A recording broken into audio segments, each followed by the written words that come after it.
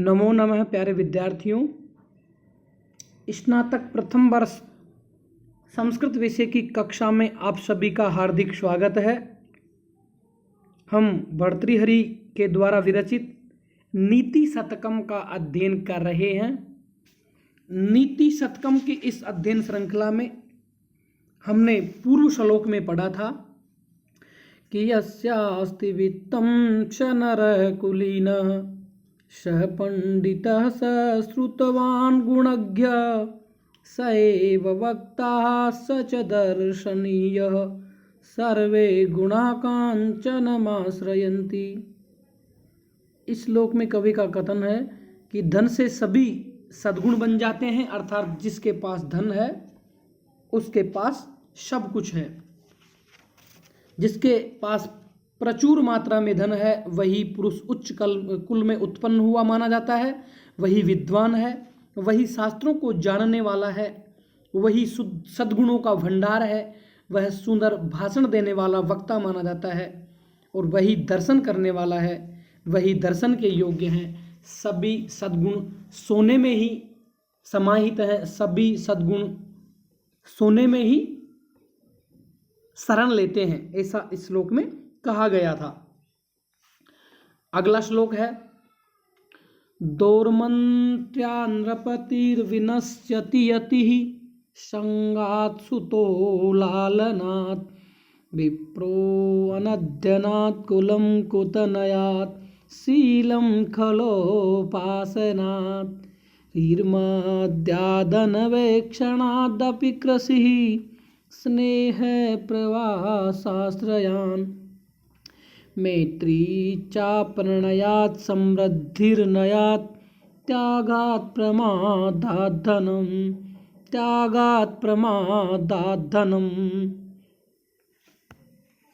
दोर्मन्त्या नृपतिर्विनश्यति यतिः संगात् सुतो लालनात् विप्रो अनद्यनात् कुलं कुतनयात् शीलं खलोपासनात् हीर्मद्यादनवेक्षणादपि कृषिः स्नेह प्रवासाश्रयान् मैत्री चाप्रणयात् समृद्धिर्नयात् त्यागात् प्रमादात् धनम्। इस श्लोक में काव्यलिंग अलंकार है और शार्दूल विक्रीडितम छंद है। शार्दूल विक्रीडितम छंद का लक्षण है सूर्यास्वई मृसजस तथा सगुर्वः शार्दूल विक्रीडितम। इस श्लोक का आइए हम अर्थ देखते हैं। नृपति ही दोर्मंत्र्या यति ही संगात् च्युतः लालनात् विप्रः अनद्यनात् कुलं कुतनयात् शीलं खलोपासनात् ह्रीमद्यात् कृषिः अनवेक्षणात् स्नेह प्रवासाश्रयात् मैत्री अप्रणयात् समृद्धि अनयात् धनम प्रमादात् त्यागात् विनश्यति। नृपति ही दोर्मंत्र्यात्, जो भूपति है उसका दुष्ट मंत्रियों से नाश होता है, या जो राजा है उसका बुरी मंत्रणा से नष्ट हो जाता है, विनाश होता है। यति संगात, आसक्ति से योगी सन्यासी संगत से विनाश के मार्ग पर आगे बढ़ता है। सुतः लालनाथ, और जो पुत्र है वो अधिक लाड से, अधिक दुलार से पुत्र का नाश होता है। विप्रः अनद्यनाथ, अध्ययन न करने से ब्राह्मण का। कुलम कुतनयात, कुपुत्र से कुल का, वंश से कपूत का। शीलम खलोपासनात्, और दुष्टों के साथ रहने से शील का नाश होता है, दुर्जनों की संगत से सदाचार का नाश होता है। हृद मद्यात्, और नशा करने से लज्जा का विनाश होता है, लज्जा नशा करने से इसका विनाश होता है। कृषि अनवेक्षणात्, और खेती का देखरेख न करने से विनाश होता है।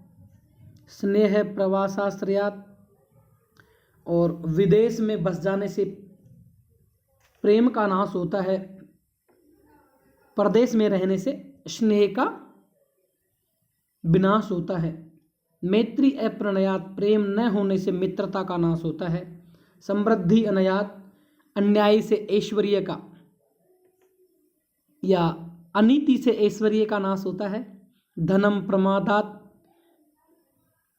त्यागात नश्यति, धन त्याग और असावधानी से नष्ट हो जाता है। अर्थात इस श्लोक में बताया गया है कि बुरी मंत्रणा से या बुरे मंत्रियों से राजा का विनाश होता है। संगत से सन्यासी का, अधिक प्यार से या अधिक प्यार देने से बेटा बिगड़ता है। स्वाध्याय न करने से ब्राह्मण, कुपुत्र से वंश, सदाचार का दुर्जन की संगत से विनाश होता है। लज्जा नशा करने से बिगड़ती है, लज्जा खत्म होती है। और देख रेख न करने से खेती का विनाश होता है। विदेश में रहने से स्नेह का, सम्मान न करने से मित्रता, अनीति से ऐश्वर्य का, धन त्याग और असावधानी से नष्ट हो जाता है। अर्थात इस श्लोक में यही बताया गया है कि विभिन्न व्यक्तियों के घातक दोषों का वर्णन करते हुए कवि भर्तृहरि जी कहते हैं कि यदि बुद्धिमान राजा भी दुष्ट मंत्रियों से बुद्धिमान राजा को भी दूर रहना चाहिए, वह अवश्य ही नाश को प्राप्त होगा अगर दूर नहीं रहेगा तो। उसी प्रकार सांसारिक संग से सन्यासी का, लाड दुलार करने से पुत्र का, वेद आदि शास्त्रों का अध्ययन न करने से ब्राह्मण का, कुपुत्र से कुल का, बिना विचारे खर्च करने से धन आदि का नाश होता है। इसलिए मनुष्य को सज्जनों की संगति करनी चाहिए। स्वाध्याय, चरित्र रक्षा, मदिरा का त्याग, न्याय का आचार, सूझबूझ के साथ धन को खर्च करना चाहिए। इसमें ही उसकी भलाई है, अन्यथा उसका पतन जल्दी ही हो जाता है। अतः मनुष्य को सावधानी से जीवन यापन करना चाहिए। अगला श्लोक है दानम भोगो नासस तिस्रो गतयो भवन्ति वित्तस्य यो न ददाति न भुंक्ते तस्य तृतीया गतिर्भवति। दानम भोगो नासस तिस्रो गतयो भवन्ति वित्तस्य यो न ददाति न भुंक्ते तस्य तृतीया गतिर्भवति। इस श्लोक में कवि भर्तृहरि जी का कथन है कि धन की 3 गतियां होती है, अर्थात धन की 3 दशाएं होती है। वो 3 दशाएं होती है दानम भोगः नाशः, वित्तस्य दानम भोगः नाशः इति तीसरे गतयः भवन्ति। वित्त की, धन की, दानम यानी दान करना, भोग यानी उपयोग करना, नाशः और विनाश, इति ये तीसरे गतयः भवन्ति, ये 3 प्रकार की गतियां होती है। अर्थात धन के 3 प्रकार के मार्ग होते हैं, दान देना, उपभोग करना और विनाश। ये धनम न ददाति, जो मनुष्य दूसरों को दान नहीं देता है, न च भुंक्ते और उपयोग भी नहीं करता है, उपभोग में नहीं लेता है, तस्य तृतीया गति होती, उस धन की तीसरी गति होती है, अर्थात विनाश। श्लोक में कवि भर्तृहरि जी कहते हैं कि धन की 3 गतियां होती है, दान देना, उपभोग करना और विनाश। अर्थात या तो हमें किसी अच्छे कार्य के लिए सत्पात्रों को दान देना चाहिए। अगर दान नहीं दे सकते हैं तो स्वयं अपने कई कार्यों में या स्वयं धन का उपभोग करना चाहिए, अन्यथा उस धन को चोर आदि चुरा ले जाएंगे, व्यर्थ में ही नष्ट हो जाएगा। इसलिए धन की 3 गतियां होती है। जो 3 गतियां हैं उसमें उत्तम, मध्यम और अधम भेद से धन की 3 गतियां बताई गई है। सत्पात्र को दान देना धन की उत्तम गति है, तथा स्वयं के लिए उपभोग मध्यम गति है। चोर आदि के द्वारा उसको नष्ट करना धन की तृतीय गति है, जो अधम गति है। इसलिए धन का उपयोग करना चाहिए, उसे दान देकर उत्तम गति अपनानी चाहिए।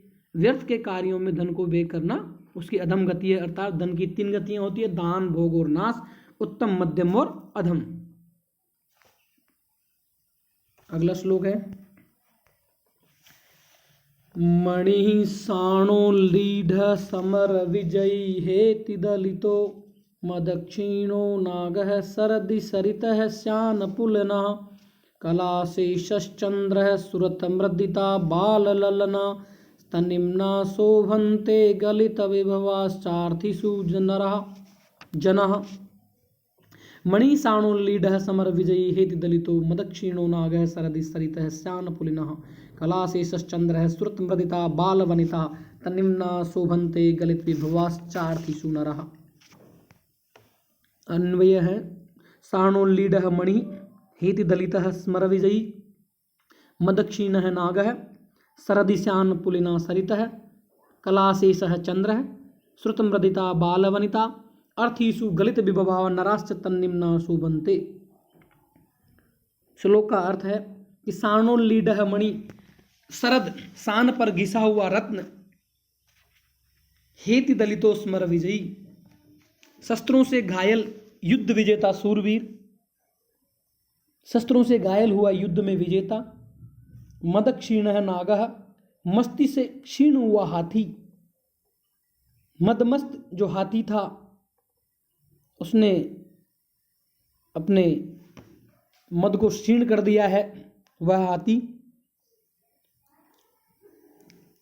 सरदि श्यानपुलिनः सरितः शरद ऋतु में सूखे किनारे रेत वाली जो नदी, कलाशेषः चंद्र है थोड़ी सी कला वाला चंद्रमा, श्रुत मृदिता बालललना संभोग में पीली पड़ी हुई नवयुवती, अर्थिषु गलित विभवा नृपः तन्निम्ना शोभन्ते और याचकों में धन खोए हुए पुरुष कृश हो जाने पर भी शोभा देते हैं।